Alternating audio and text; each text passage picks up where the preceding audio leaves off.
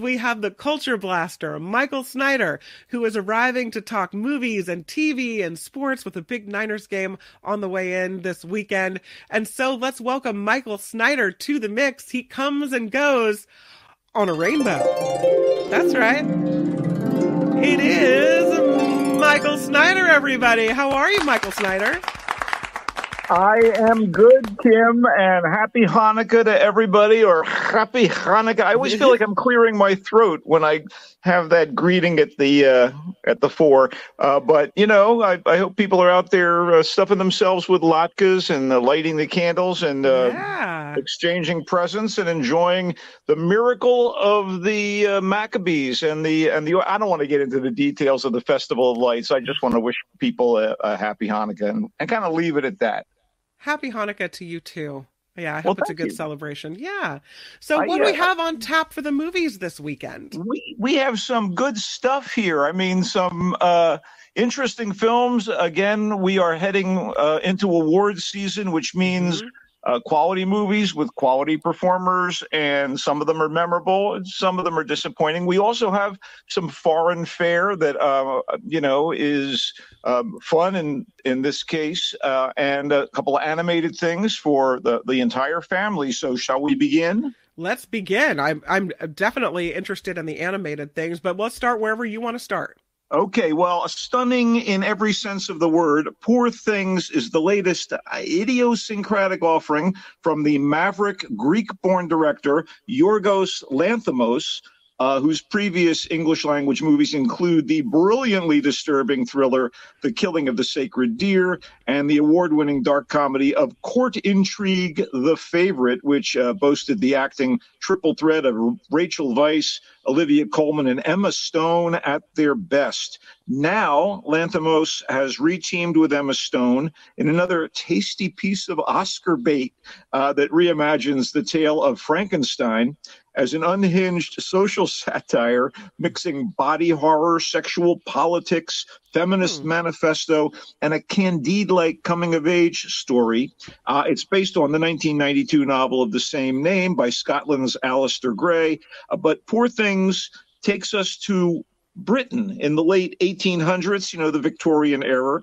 Sure. And there and then, Dr. Baxter, a deformed genius who is a little on the mad scientist side, resurrects a dead young woman named Bella, brought to life, so to speak, in magnificent fashion by Emma Stone. So the reborn and initially infantile Bella has to learn or relearn what it means to be human from scratch. And with the guidance of the domineering Dr. Baxter, played by Willem Dafoe in a perfect stroke of casting.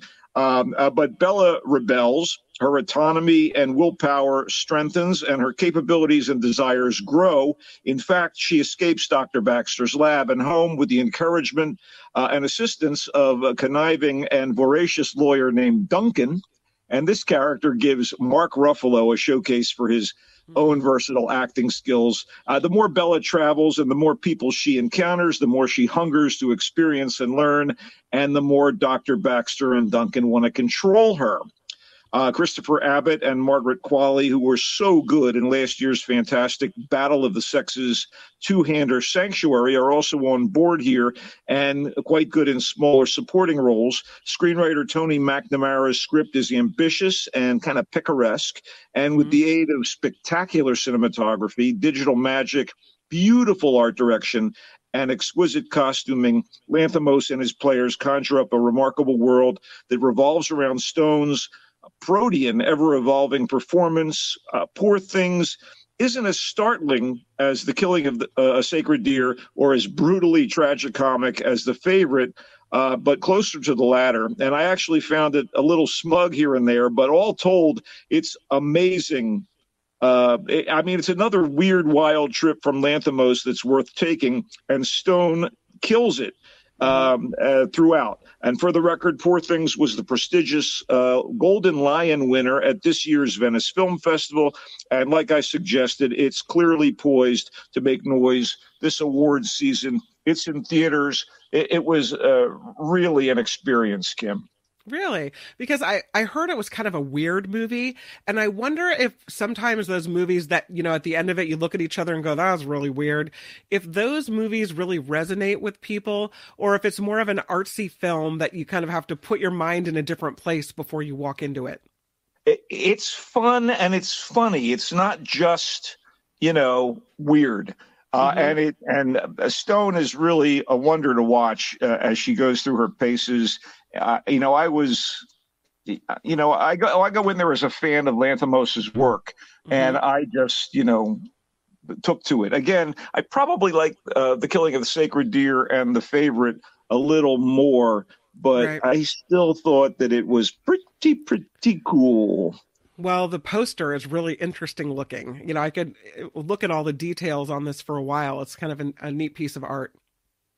It's pretty reflective of the movie as well. Yeah. All right, okay, let's so go on to the next one. What do we got? something a little more down to earth. As a major fan of author Elmore Leonard's hard-boiled but wry novels, and some of the movies and TV shows based on those books, like Out of Sight, and there have been a slew of them. All of which I kind of dig. Anyway. I'm kind of the target demo for Fast Charlie, which is not an Elmore Leonard adaptation, but it's kind of in that realm. It stars Pierce Brosnan in a very assured turn as the title character. I really like him. He's really good in this, Kim, and it's a little unexpected considering who he plays. It's a very tight, engaging, and slyly amusing crime thriller about Charlie Swift, thus the title Fast Charlie, played by Brosnan.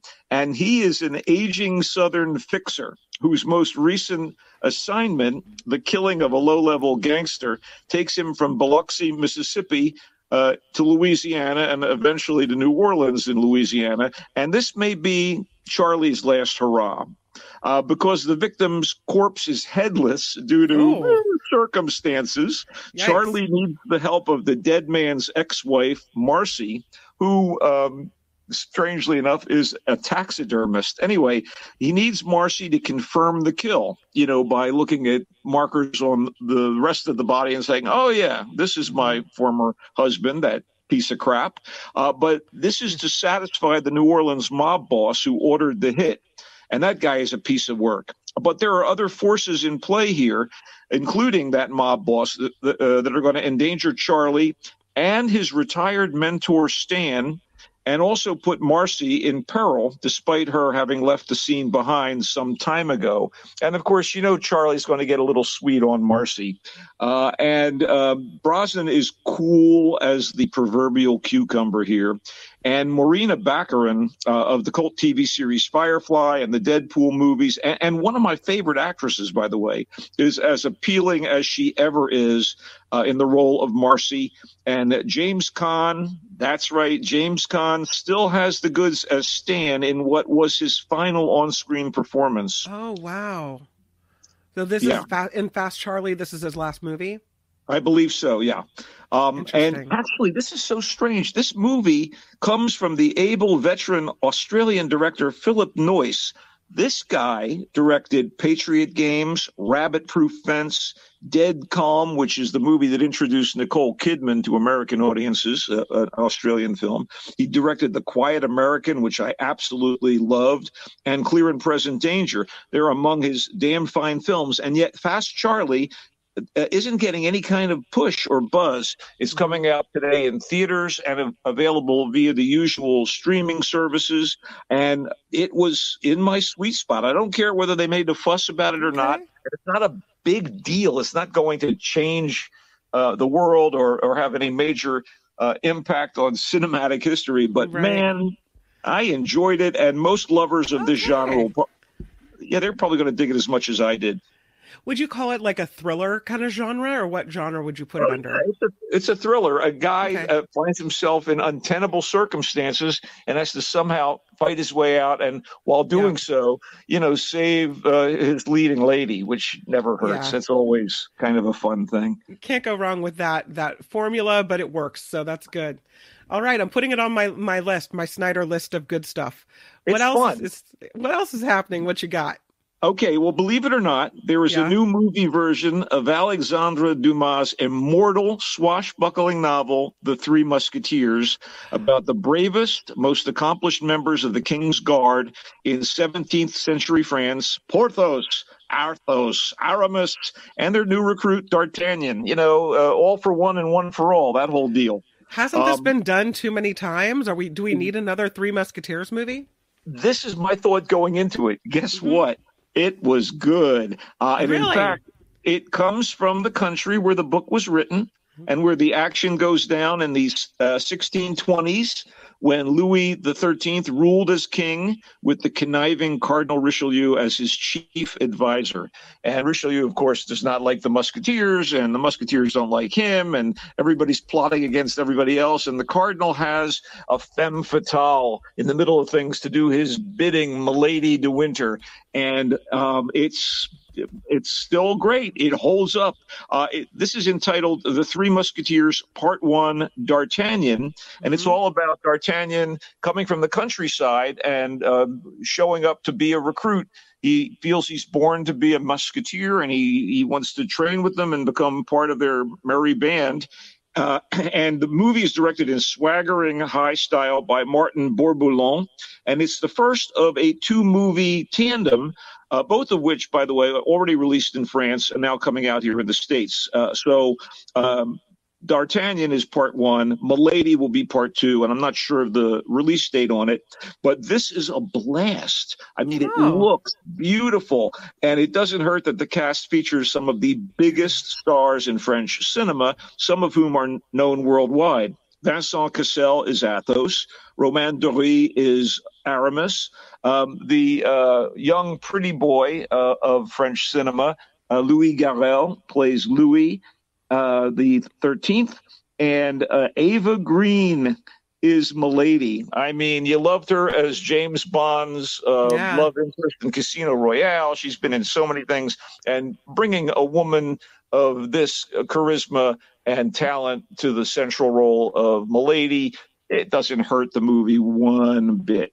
And also not to ignore her, Vicky Krieps, the wonderful German actress, plays Anne d'Autriche, who's also an important figure in the film. I went in the same way you're saying, do we need another Three Musketeers movie? Yeah. I went in going, come on.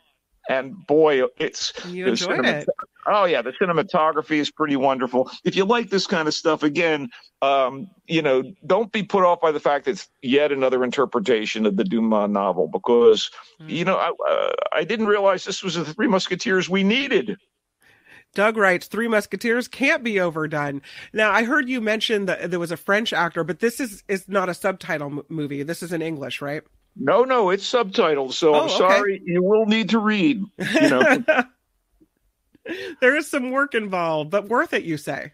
Yes, indeed. The next movie I'm going to mention, by the way, is an animated beauty, and it's a movie that you can see in Japanese with subtitles. That's the native language of the filmmaker and the movie's initial version, but there will be an American dub as well for, the lazier amongst us. So I'm sorry, I don't mean to put people down for that, but, I'm a real stickler. I love hearing the original acting, the voices in this case, but in his long and illustrious career, the legendary Japanese animator Hayao Miyazaki has brought us the glorious Academy Award-winning movie Spirited Away, which is in my top 10 of animated films of all time. If you haven't seen it, audience peoples, and if you haven't seen it with your family, Kim, Spirited Away is just absolutely wonderful. I haven't seen it, so I'll put that one on the list as well. It's so good. He What? also did Howl's Moving Castle, Princess Mononoke, Kiki's Delivery Service, My Neighbor Totoro. The guy is like a one-man industry in France, in Japan, although obviously, he has the studio Ghibli behind him making these things. But they're all these cartoon wonders. And he was thought to be retiring. He's not a young man. But if his latest movie, The Boy and the Heron, is any indication, he just can't stop making masterful feature films, nor should he. This is set in Japan during the early days of World War II. And The Boy and the Heron is purportedly semi-autobiographical. So I guess Miyazaki has drawn on some of his experiences as a child.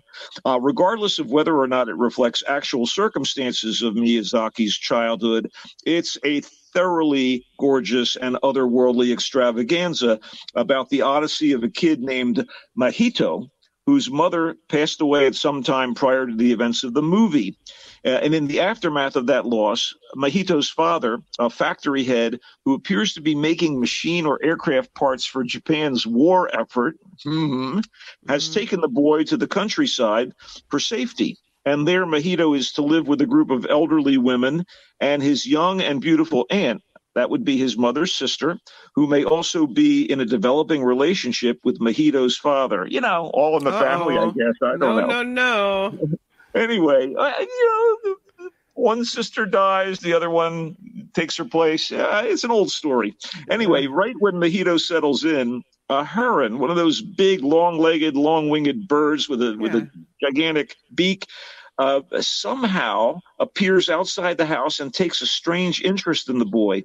And of course, since this is a Miyazaki movie, the heron is more than it seems, and it leads Mahito to a nearby ruin that happens to be a portal to a fantastic alternative universe of bizarre creatures and heroic doppelgangers where Mahito hopes to somehow find his late mother. He insists that he's going to find her in some capacity in this alternate place. So once he's there, of course, things go totally Oz, as in Wizard of Oz, and the boy, accompanied by the transformed heron and other newfound companions, has to somehow find a way back to his new home in the normal world.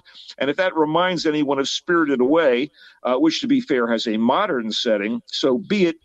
Miyazaki has often placed everyday characters, usually youngsters, in extraordinary situations and challenged them to learn and mature in order to return to the real world. Mahito's journey is like that, only with wartime Japan as the backdrop for the adventure, and it's a typically dazzling piece of work that reconfirms Miyazaki's status as a titan of animated storytelling. The Boy and the Heron is in theaters this weekend, and I'm sure will play well at home when that option becomes available to people. Wow. Okay, cool. And would you say it's good for little kids or just older kids, or? I don't know how uneasy kids get with, monstrous visages. There's a lot of excitement. Okay. I wouldn't show it to a 5-year-old, but, a 10-year-old, yeah, absolutely. Okay, awesome. But that's not the only animated movie you're talking about today, right? Wow, you're like a seer. You're like a Cassandra somehow. Somehow it happens. Okay, so with an art style and character designs that look as if they were more influenced by the surreal illustrator Ronald Searle, the cartoonist Gerald Scarfe, or the gonzo caricaturist Ralph Steadman than the usual DC Comics house style, Merry Little Batman is a fun and family-friendly Christmas-themed movie about the relationship between Bruce Wayne, the Batman himself, and his 9-year-old son, Damian, who is a hyperactive kid determined to follow in his father's footsteps and become a crusading superhero. Of course, Bat Dad and the wizened Alfred, the Wayne family butler, think that Damian is far too young to go up against the supervillains of Gotham City yet. But circumstances leave Damian home alone. Yeah, the Macaulay Culkin reference is deliberate. On Christmas Eve, and with Batman on an assignment, there's no one around to save the holiday from the Dark Knight's rogues gallery. No one but Damian, who, by the way, is slightly older in the comic books, where he's the latest, snarkiest, and deadliest of Batman's various Robins. In the comics, Batman actually has a flesh and blood son. I don't know if you knew that, Kim. No. Anyway, by the way, Damian is the progeny of Bruce Wayne and the daughter of one of his greatest villains, Ra's al Ghul, Talia al Oh, Ghul. And that so, of means course, that means he's a good guy, but he struggles with the heart of darkness. exactly. He was Hmm. trained by the League of Assassins in the comic books, but this Damien in the movie is more like a kid, just a kid, albeit one with a certain set of skills, as Liam Neeson would say. Um, Anyway, in Merry Little Batman, this pint-sized whirlwind dons a malleable version of the Batsuit and does battle with particularly flamboyant takes on the Joker, the Penguin, Mr. Freeze, Poison Ivy, and so on to save the holiday.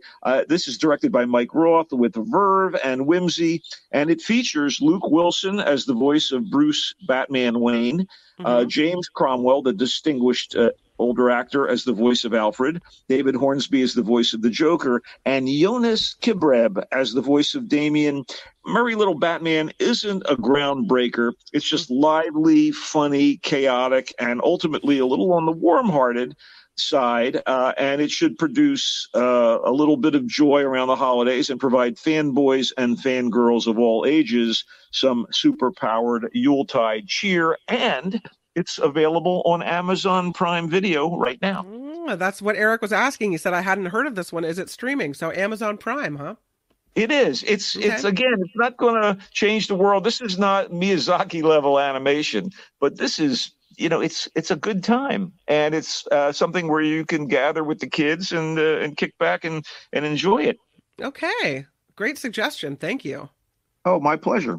Uh, you know, um, we watch a lot of television here Hmm. at Shea Culture Blast, and I have been enamored. I mean, totally crazy about a series on Apple TV called Slow Horses, which is basically Yes. it's a kind of an espionage thing based on the books of Mick Herron, and you know the bare bones of this are terrific. There are people that just don't fit in at MI5, the British equivalent of the FBI. And so the directors send them to an annex, a rundown building in London, and they're kind of trying to hide these misfits and incompetence in their Hmm. minds. And the place is called Slough House, and they call the people that have been banished there the slow horses, the horses.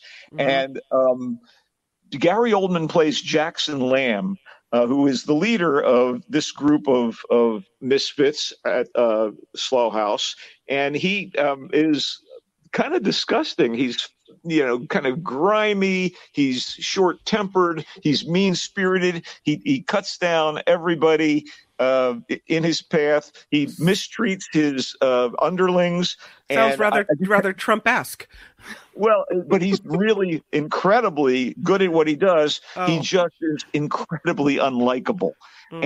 And this is the third of the three seasons so far, and it's based on the book Real Tigers by Mick Herron. And in this instance, the threat to England and to the MI5 and to, I guess, the population comes from within. I'm not telling tales to reveal that.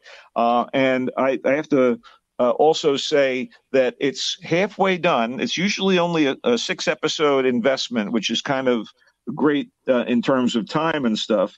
And Oldman is back uh, and in his glory here as Jackson Lamb. I mean, the guy just doesn't care.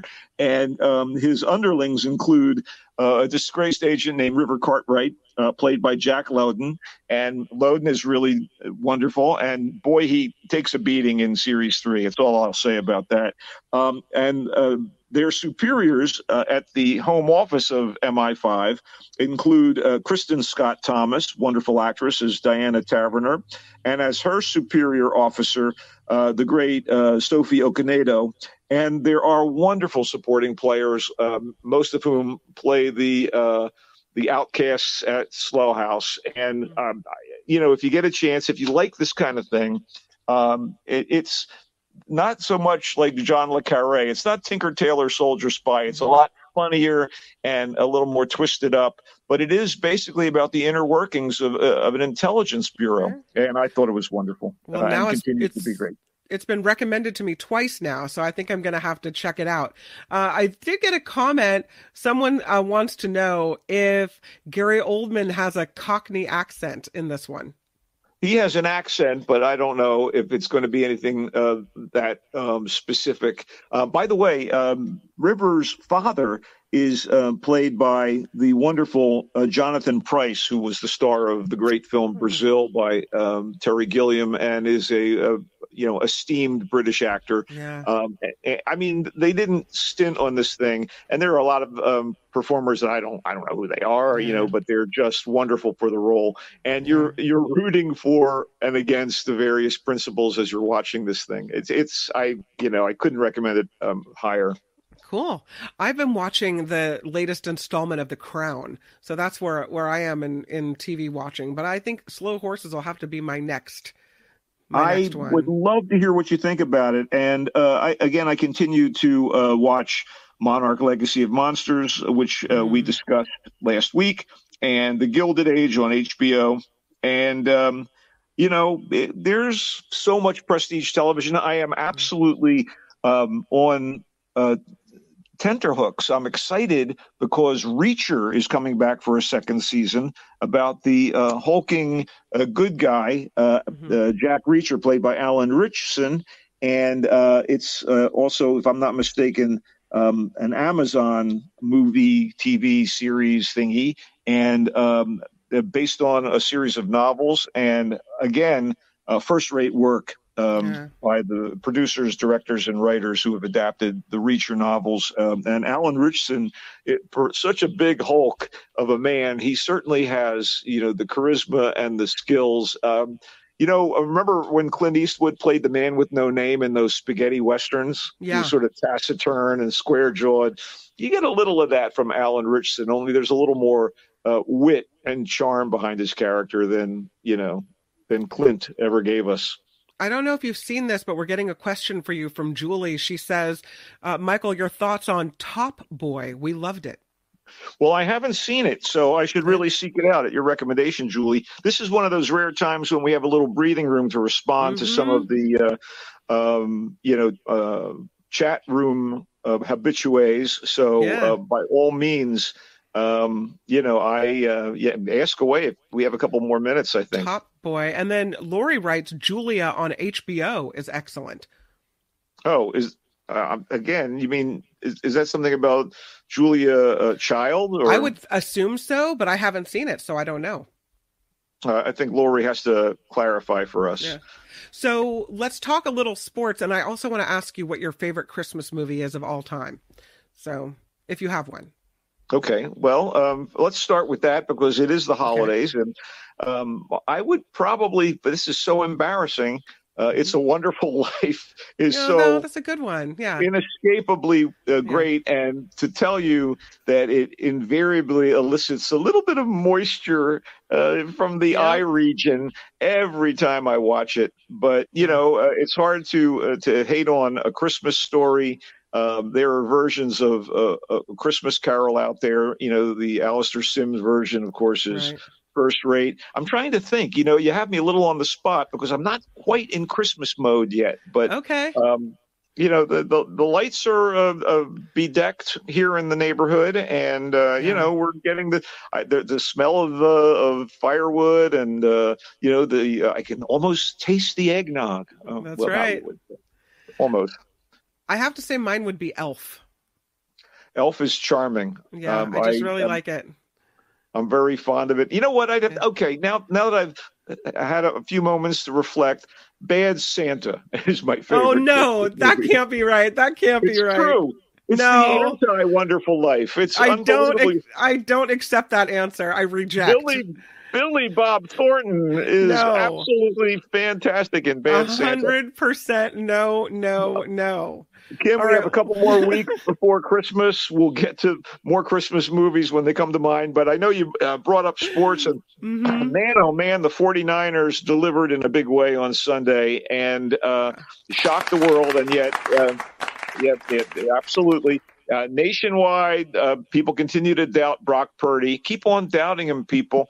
If you never saw, a football game in your life and you watched Brock Purdy perform behind our purportedly second-rate offensive line, with the exception of Trent Williams, you'd go, this guy must be the best quarterback in history. But the fact that he was drafted last, and the prognosticators all got it wrong, and they keep thinking noodle arm and dink and dunk, even when the statistics don't say that he's a quarterback like that.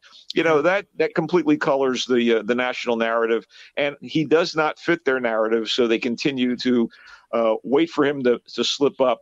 And meanwhile, if you have never had the opportunity, go to Twitter and type in 49 hours. And it's the encapsulation of each week's game beforehand and afterwards. And this week's is an absolute treat. There are so many charismatic and talented players on the 49ers right now that it's a joy to be a fan. And Freddie Warner, obviously, George Kittle, Christian McCaffrey, Bosa, it's a joy. Deebo Samuel is like, he's like the living embodiment of fireworks. It's just wonderful to watch him play, and their affection for one another is real, and it may propel them into the big game.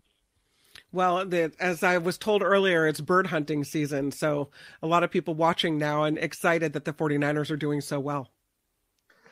They go up against their rivals in the NFC West, the Seahawks, on Sunday. I'm hoping for a victory for the 49ers. Awesome. Michael Snyder, thank you for all the great information. I'm seeing a lot of people in the chat saying, that sounds like a great movie. I'm going to go see it. So you're giving a lot of people some great ideas today. Thanks for all the information and for hanging out and chatting a bit as well. I will see you next Friday, my friend.